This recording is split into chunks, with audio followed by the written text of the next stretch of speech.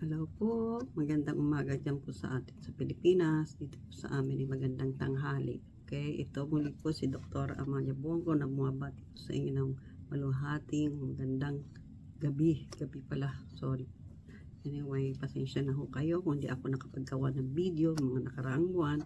Total naman po ang aking nasa sa isip ay uso ang ulan dyan at may bagyo sa Pilipinas.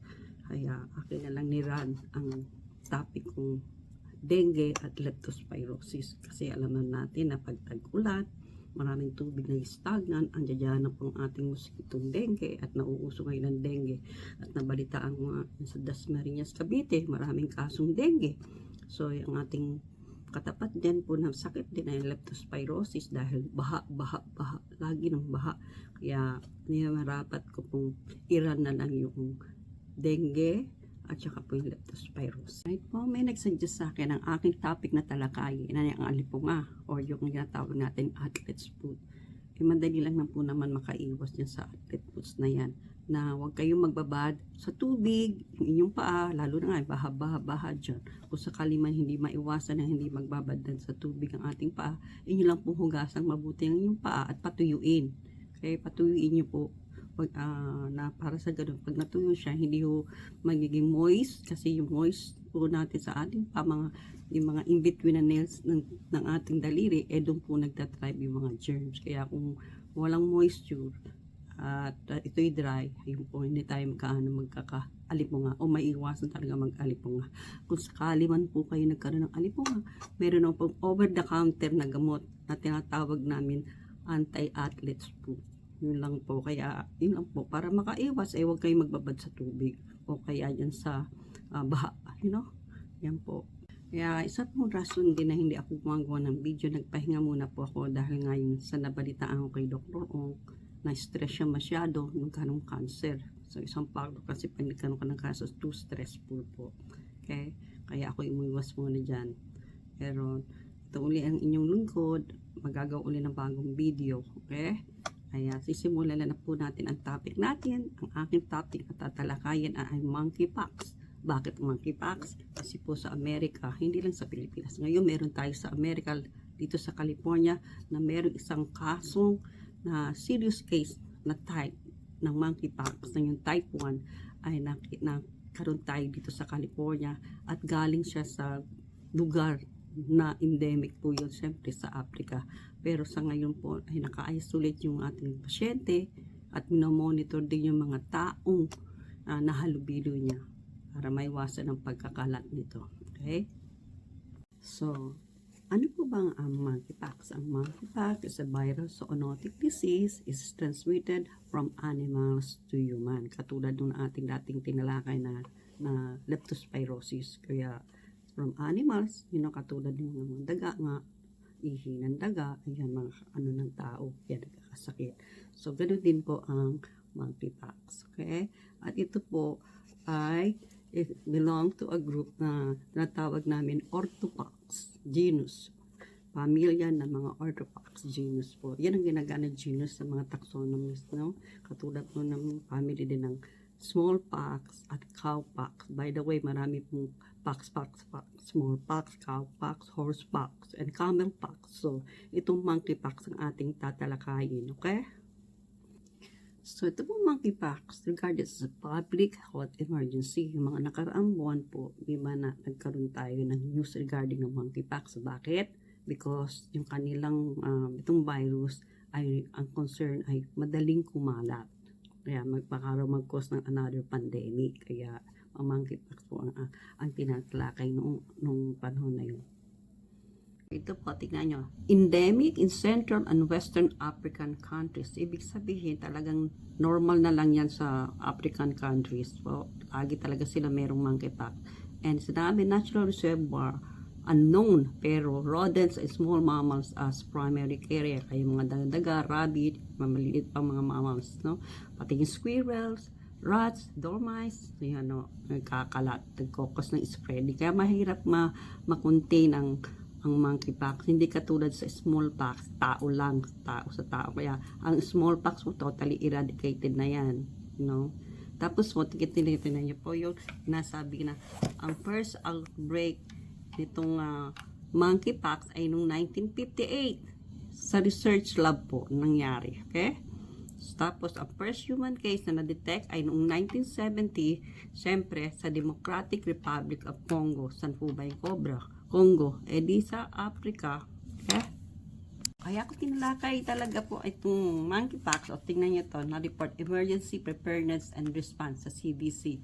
First case of Clade 1 monkeypox diagnosed in the United States. So, yung ibig sabihin na Clade 1, yun po yung serious type ng monkeypox. Okay? At ito ay nga nasa California na-detect.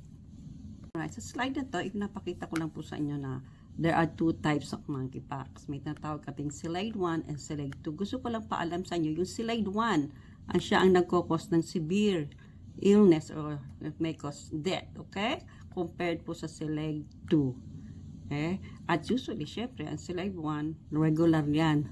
Regular, ibig sabihin nga sa Republic of Congo, Democratic Republic of Congo, common po sa kanila. Katulad naman sa Pilipinas, ikukumpara ka lang, yung malaria, common po sa ating country yun, no? Sa Palawan, yung maraming mga puno, yan po ibig sabihin na endemic, ando doon lagi, hindi nawawala.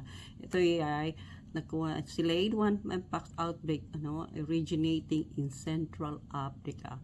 Yan po ang CDC report, okay? Sa Central Africa talaga nag-originate itong monkeypox. Okay, nandito na po tayo sa mode of transmission. Okay, paano ba ito nakukuha or paano po ito nag-spread? So, dalawang klase yung paraan na paano tayo nagkakaroon nito. Yung una natawag namin animals to human transmission.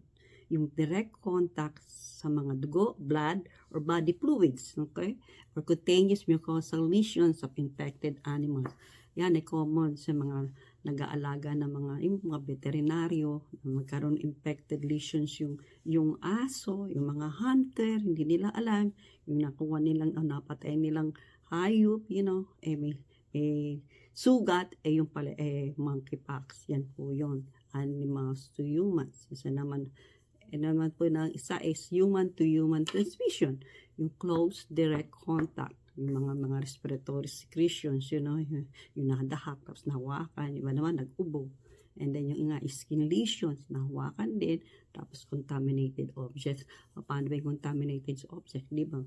Minsan po, yung monkeypox, may mga sugat-sugat yan eh. Siyempre, gagamit ng kumot, yung mga damit nila, hahawakan, ayun, ganun po yun, no? Yan ang paraan paano magkaroon ng human to human. And others is yung sasabi nila is sexual contact. Okay? So, ito pong slide ito, sinasabi kong who are high risk to have this serious illness ng monkeypox. Sino-sino ba yung prone magkaroon nitong monkeypox? So, usually, yung mga taong tinatawag natin immunocompromised na pasyente, yung meron silang weakened immune system na panlaban sa mga infection. Yung matatanda, yung may mga chemotherapy, may cancer, nagki-chemotherapy sila, at saka yung mga may HIV infection. Yan, pag nagkaroon sila ng monkeypox ay nagiging serious. Okay? Saka yung mga batang younger than 1 year old, saka yung may mga eczema, saka yung mga buntis, pregnant people. So, sila po ay usually nagkakaroon ng serious infection. At natahap ko kanina, ang Clade 1 virus po ang nagkakos ng serious infection. And to remind you, meron na tayo dito sa Amerika. Kaya mag-ingat-ingat po tayo. Okay. What are the signs and symptoms? So, may nasabi tayo incubation period na mula kayo na-expose, magbilang kayo ng 6 to 13 days, magkakaroon kayo ng nasa. So, meron kayong dalawang period, invasion and skin eruption. Invasion, 0 to 5 days ng infection. Yung nga, kakaroon kayo ng lagnat, masakit ang ulo, kulanit, sakit ang likod, para bang trangkaso, wala kayong lakas. Okay? Muscle pain, skin eruption na 3 days after noong lagnat. Yan, may rashes na po magde-develop. Yung macules muna, papules, vesicles, bosule, and tapos magda-dry scab. Papakita ko po sa inyo yung itsura niyan. So, yan, simula sa mukha, then pababa. Sa ating mukha, sa kamay, tapos sa ating patalampakan, ang usually po na-affect ng ating katawan. Okay? Sa slides ito, pinapakita po yung stages na nangyayari. So, yung sinatawag na typical rash. Unang-una, macutes. Para bang flat na may redness lang sa ating skin. Hanggang nagkaroon ng elevated, naging papules, nagkakaroon ng tubig, ayan, nagkaroon ng nana, ayun, nag-fracture siya, tinatawag ng scald. Yan lahat ng stages na yan, pag nagkaroon kayo, communicable kayo. Okay? So, kung maaari po, magsuot kayo ng long sleeve. Okay? Para hindi kayo makahawa. Yan ang mga, lalo na yan, pag nagkaputok-putok na yan, may tubig-tubig na yan, kakapit yan sa mga taong magkakaroon sa inyo ng contact. Ayan na po, hawa-hawa na po. Sa bahay nga, yung may kumot, share, kaya ang hirap-hirap sa ating Pilipino, paano maiiwasan to? Usually, ang ating mga kapwa, iisa lang po ang kanilang bedroom, sama-sama sila. Dito po sa signs and symptoms, sabi lang muna ako na yung statement na an infectious disease in the same family of viruses that causes smallpox, yung ating monkeypox, okay? And yung characteristic rash nila and lesion can occur nga sa ating palad, sa ating perianal, sa ating puwet yun. Meron din sa genital areas, kaya nga sexual contact, nagkakaroon din ng rashes doon. So, mapakita ko sa inyo yung mga photographs, physical signs ng monkeypox na rashes. So, ito yung typical rash na makikita ninyo. Ayan, sa mukha. Apektado siya. Sa mukha muna nagsisimula din yung ating kamay. Okay? Ito na yung kamay din. Ayan, tingnan para may pigsa-pigsa na, lumobo na. Yan po ang typical rashes ng monkeypox. Man po yung sa likod. Nagsisimula na siya magputok-putukan. Okay? Sa likod, apektado. O severe kind, posture siya, may na sa likod yan, Ito po sa diagram na to, pinapakita yung symptoms ng monkeypox, okay? Nasabi po swollen lymph nodes, ibig sabihin na swollen lymph nodes, namamaga ang mga kulani, masakit ang ulo, may lagnat, pataasan lagnat, masakit ng mga likod, muscles ache, tapos po, magkakaroon na ng rashes, yung rashes sa mukha muna magsisimula, tapos pababayan. Pati po ating kamay at saka talampakan, may rashes nga sisimula ng macules, papules, tapos vesicles, and pustula, tapos magiging scab. Yun po yung stages ng ating rashes ng monkeypox. Right, sa diagnosis po na tayo, paano ba malalaman kung kayong monkeypox? Aside from the medical history, saka physical examination ng doktor, okay, para po malaman talagang monkeypox yan, nag-request sila ng mga lab exam na tinatawag namin polymerase chain reaction. Okay? Ito yung mga prepared method. Mabilis yan. Nagkakaresulta agad. And then, serological test na natawag namin ELISA. Pero minsan yung mga antibodies detection nagka-cross-react sa smallpox. Kaya pare-pareho mga orthopox virus naman po sila. Then yung electron microscopy and viral culture, titingnan sa microscope. And then may tinatawag kami na immunohistochemistry. Bago po sa akin yan.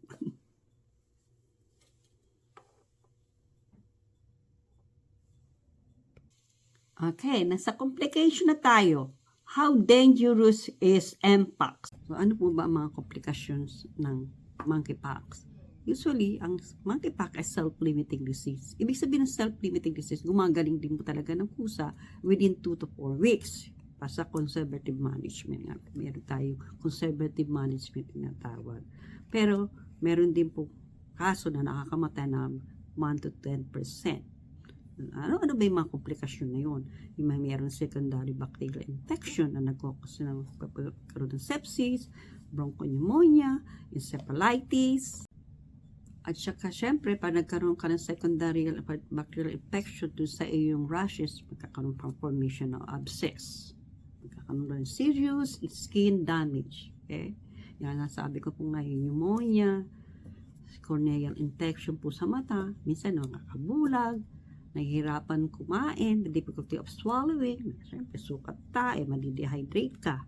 Yan rin sa number 1 po kailangan getting hydrated. Yung mga may sakit na yan. Kaya minsan nag-susukat tayo, siyempre nagiging malnourished.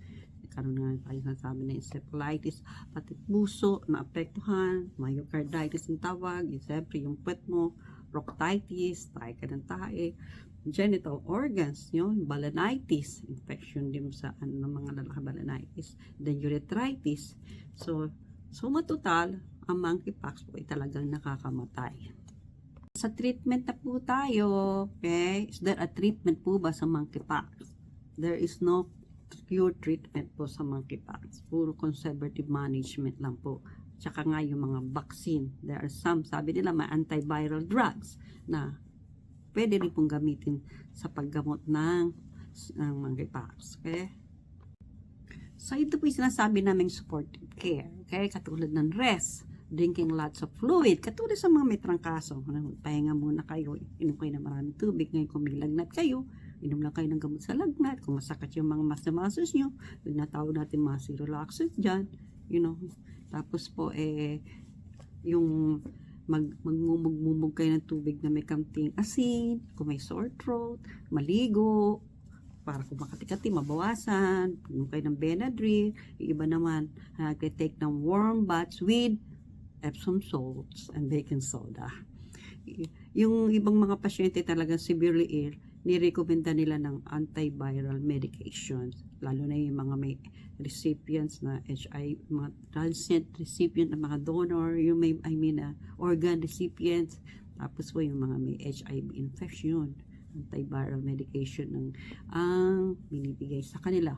Meron din po naman na bakuna, pero hindi naman po lahat ng tao ay binabakunahan. Conforme nga lang po sa inyong lagay. Kung talagang serious at yung katulad nito mga may HIV immunocompromised, bigyan sila ng bakuna.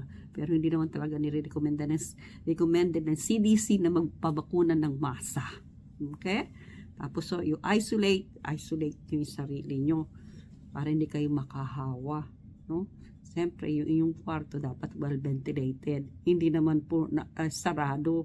Ano? At maaari, avoid muna kayo makihalubilo. Avoid contact. Okay?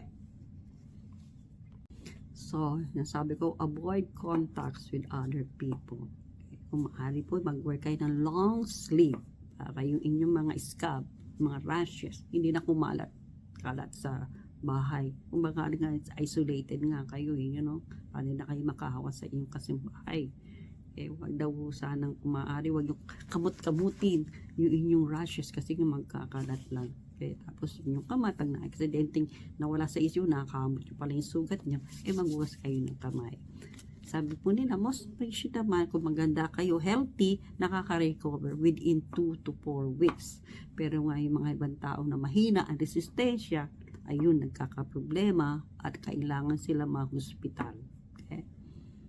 So, sa slide na susunod, pinasabing self-care and prevention. So, sabi nga, most people na gumagaling po within 2 to 4 weeks. Okay?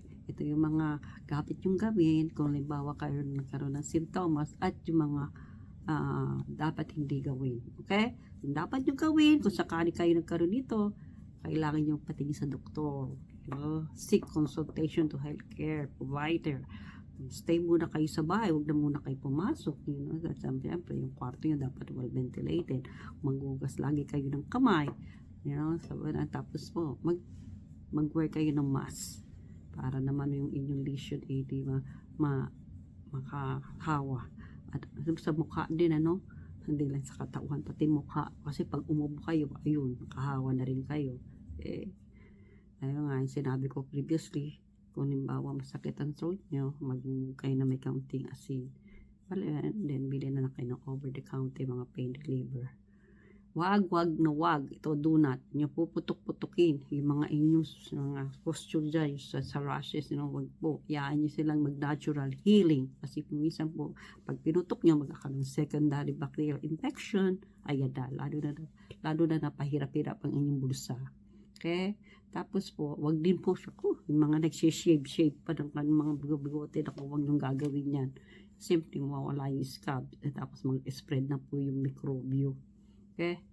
Tapos, another po na prevention sa mga katulad namin healthcare provider, kailangan yung palagi mag-wear ng yung personal protection natin na ginagawa po pagpapasok tayo dati sa mga patient na may COVID. Ganun ang gagawin nyo, mag-PPE kayo, gloves, gown with eye goggles and respirator. Yan po ang gagawin nyo, you know. Tapos po yung mga sexually active na mayroon naman pong monkeypox, wag na muna kayo makipag-sex. Kasi kawawa naman yung partner nyo. Makakahawa po kayo. Okay? At yun nga po, mag-ingat-ingat tayo dahil sabi ko sa inyo, mahirap magkasakit. Pag nagkasakit kayo, gastos. Gastos left and right. Hindi lang isang tao mahahawa nyo. Kung buong pamilya, ubus. Ubus ang pera niyo. Pangalawa, yung nga po, yung serious na kaso, baka tigok pa na isang miyembro yung sa pamilya. Kaya mag-iingat kayo. Ngayon nga, may nabalitaan ako, ito sa China, nagkakagulo. Meron daw sakit doon na mga tao naapektuhan. Dami-dami ng tao nagkakagulo sa ospital. Sabi nila, ano na ba yung walking pneumonia, yung mycoplasma pneumonia. Kaya tayo, mag-ingat-ingat kayo. Wag yun nang hintayin magkaroon pa tayo dyan sa Pilipinas. Mag-cover na rin kayo ng inyong bibig again at ilong. Para hindi kayo magkasakit. Lalo na magpapasko. Hindi naman natin alam yung mga ibang Chino pupunta rito sa atin, magbabakasyon, dala na rin nila yung virus. Kaya mag-ingat kayo doon. Although wala pa yatang balita dyan sa Pilipinas, sa mycoplasma pneumonia daw po yung nangyayari sa China. Kaya mga kababayan ko ay mag-ingat kayo. Muli, ito po si Dr. Amalia Bongko, nagpapaalam sa inyo. Pasensya na, nabi ko sa inyo, hindi ako nakagawa ng video ng mga nakaraang araw, nakaraang buwan. Nagpahinga muna po ako dahil nga dun sa nangyari kay Dr. William Ong. Matanda na po ako. Ako magsi 65 years old na next year. Doon nyo, malapit na rin po ako mag-retire. Anyway, so ang ating wealth ay ang ating kalusugan. Lagi ko po sinasabi sa inyo, health is wealth. Kaya mag-ingat kayo mga kababayan ko. At huwag na kayo makihalubilo dyan sa mga ating politiko. Intindihin nyo na lang yung pamilya ninyo. Paano natin silang arugain, paano natin silang papakainin, magtrabaho. Siyempre, kung makihalubilo pa kayo dyan, walang mangyayari. Kawawa ang pamilya nyo. Okay? Yun lang po. God bless po sa ating lahat. Thank you.